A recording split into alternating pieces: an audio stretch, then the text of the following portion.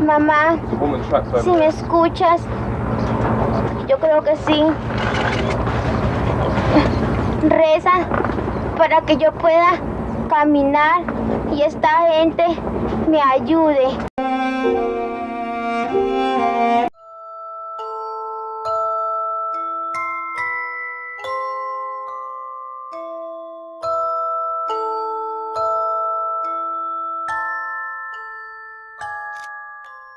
Omaira Sánchez nació el 28 de agosto de 1972 en el Hospital San Lorenzo del municipio de Armero, del departamento de Tolima, ubicado en Colombia. Tenía 13 años. Desde muy pequeña mostró el talento que tenía para el baile y la poesía. Además, era muy aplicada para estudiar. En la escuela siempre se caracterizó por ser la mejor del salón. Quienes conocieron a Omaira la recuerdan de carácter fuerte, amable y muy buena amiga. Además, era servicial y muy creyente de Dios. Al finalizar la primaria, ingresó al colegio La Sagrada Familia. Ella eligió ese colegio pues no quería estudiar con hombres. Todos los domingos a las 6 de la mañana se dirigía a la iglesia para confesarse y comulgar. Siempre estaba dispuesta a ayudar a los demás. Omaira residía en el barrio Santander de Armero. Ahí vivía con su padre Álvaro Enrique, su madre María Leida, su hermano Álvaro, su tía María Adela, su prima y su abuela. Su madre al inicio del mes de noviembre había finalizado sus estudios de enfermería en Armero. Trabajaba en el hospital de la ciudad y quería escalonar para ser enfermera jefe. Por ese motivo viajó a Bogotá. Ese día la fueron a despedir a la Flota Rápido Tolima. La pequeña le dijo: vaya mamá, tranquila, yo me quedo acá estudiando juiciosa y cuidando a mi hermanito para que haga los trabajos bien. Pero no se preocupe, váyase tranquila y dele gracias a Dios por la oportunidad que le da. Váyase para Bogotá, que allá vamos a vivir algún día. Días antes, el volcán Nevado del Ruiz había botado cenizas. La noche del 13 de noviembre de 1985 caía una fuerte tormenta y junto al agua caía ceniza nuevamente. La noche era como cualquier otra. Las familias tomaban su descanso para el día siguiente salir renovados a sus trabajos o a su rutina diaria. Nadie esperaba en Armero la abrupta llegada del agua y el lodo. De pronto el gigante del Nevado del Ruiz emitió su primer sonido. Sí, había despertado después de 69 años, tenía furia y la descargó sobre Armero y otros municipios, pero Armero se llevó la peor parte.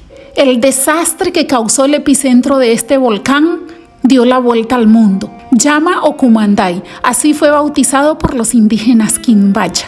Lava, piedra, lodo, flujos de sedimentos y flujos piroclásticos emitidos por los cráteres del volcán fundieron más del 10% del glaciar de la montaña. Mientras eran expulsados, descendieron en las laderas a más de 60 kilómetros por hora. En su recorrido se fueron acumulando otros materiales hasta desembocar en los 6 ríos que nacen del volcán. El municipio de Armero es el más cercano al Nevado del Ruiz, a no menos de 50 kilómetros, por lo cual era el lugar donde las aguas se acumularían. Aquel pequeño pueblo donde vivían aproximadamente 29,000 personas fue impactado por el sedimento y agua que se movilizaban desde la ladera del volcán. Allí perdieron la vida más de 23,000 personas. Se estima que otras 2,000 fallecieron en los municipios aledaños, como Chinchiná, Villa María, para un total de 25,000 personas. Omaira esa noche se encontraba con su padre, hermano, abuela, tía y primo, cuando escucharon los fuertes sonidos que emitía el volcán.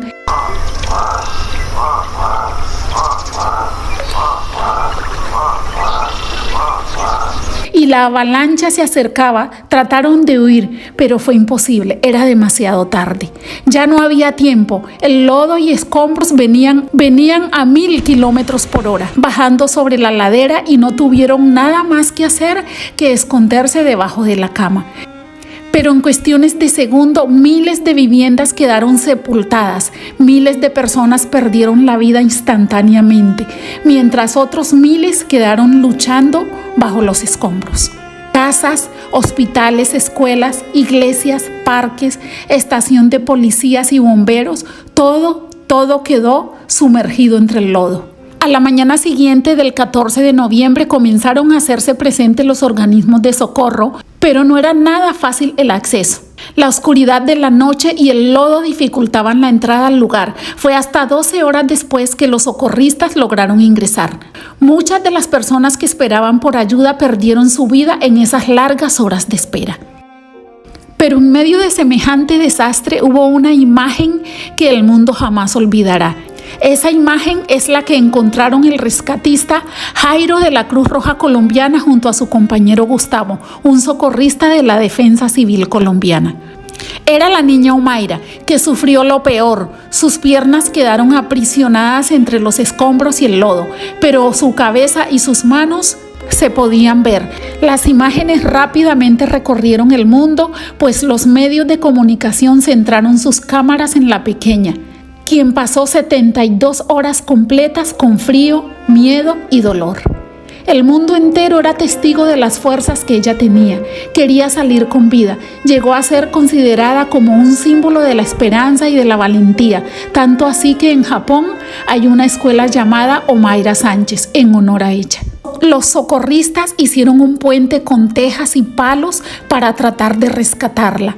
Ese primer día solo lograron liberarla de la cintura para arriba, pero se les dificultaba, ya que al momento de querer extraerla con unos lazos, se dan cuenta que está aprisionada y pueden dañar sus piernas. Ella sabe que todos están luchando para salvarla. Veía en ellos el cansancio y en un momento les dijo: váyanse a descansar un rato y después vengan y me sacan de aquí. Siempre se estaban turnando para acompañarla. Para esa época la tecnología no era la adecuada, no tenían la maquinaria necesaria para poder sacarlas sin que sufriera ningún daño. De pronto los rescatistas se dan cuenta que el agua y el lodo la van sumergiendo y le colocaron un neumático para mantenerla a flote y que ella pudiera reposar su cabeza y poder dormir esa noche. Los rescatistas querían identificar qué era lo que la obstruía y se dieron cuenta que era una plancha de concreto sobre sus piernas dobladas.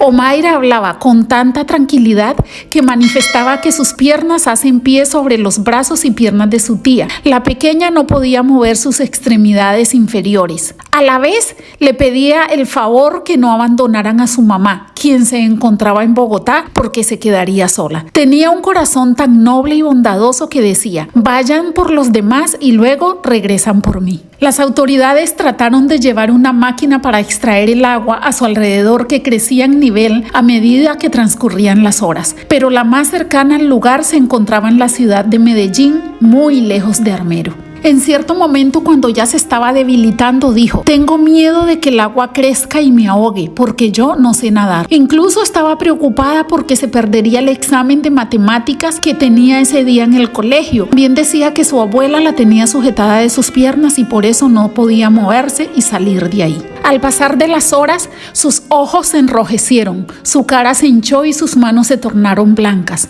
Pidió comida dulce y tomó soda. Accedió a dar una entrevista para medios norteamericanos, pero les hizo prometer que le regalarían una casa a su mamá porque había quedado sin casa donde vivir. Los periodistas accedieron y días después la madre de Omaira recibió su casa, donde vive hasta el día de hoy. También pidió permiso para enviarle las siguientes palabras a su mamá. Mamá, si me escuchas, yo creo que sí.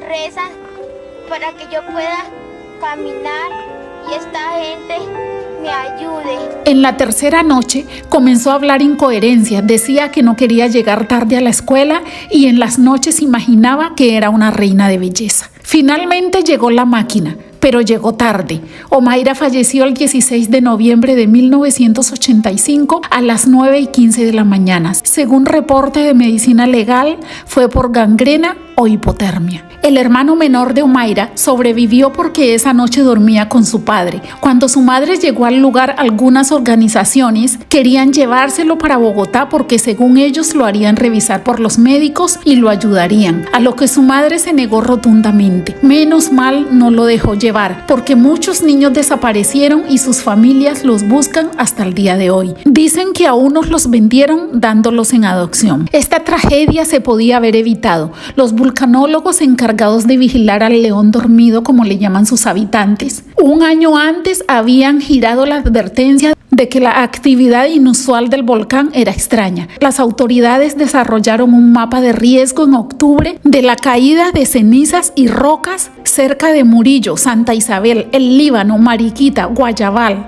Chinchiná y Armero. Dicen que el mapa fue distribuido en quienes tenían el mayor riesgo. Muchos de los sobrevivientes declararon que nunca escucharon hablar sobre él. Su difusión fue escasa y el mensaje no fue difundido a todos los residentes del lugar. Todos los años los sobrevivientes de Armero realizan una conmemoración a las más de 25,000 personas que perdieron la vida con la erupción del volcán Nevado del Ruiz. Armero no se volvió a levantar y fue declarado camposanto. El lugar donde reposa la Divina Niña, como le llaman a Omaira, se ha convertido en un lugar de peregrinación. Miles de personas llegan cada fin de semana, unos por curiosidad y otros por pedir milagro. Testimonio de esa fe, decenas de placas de agradecimientos por favores recibidos según ellos, según dicen, sanaciones inexplicables, hijos descarriados que regresan a casa, matrimonios que se unen nuevamente, cada cual elige en qué creer. El león dormido terminó con sueños por cumplir, familias completas que perdieron la vida, familiares que quedaron en la soledad. Pero como si fuera poco, desde que comenzó 2023, el león se está despertando nuevamente. Dios permita que esta vez se pueda evitar semejante tragedia. Omaira Sánchez descansa en paz